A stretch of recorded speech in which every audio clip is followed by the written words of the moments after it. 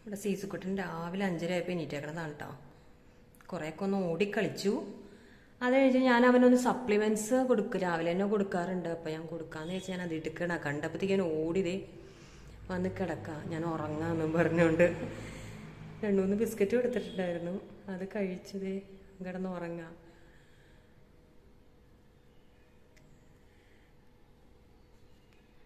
അവൻ്റെ കള്ളത്തരം ഉറക്കമായിരിക്കുള്ളൂ.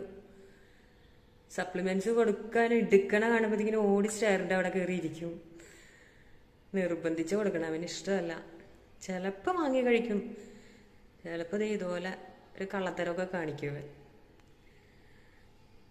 ഇടിച്ചിക്ക ഇടാ ഇല്ല, പാവ ഒങ്ങാണോ? എടാ പാവ ഒങ്ങാണോ? ഇടാ നോക്കട്ടെ, പാവ ഒങ്ങാണോ?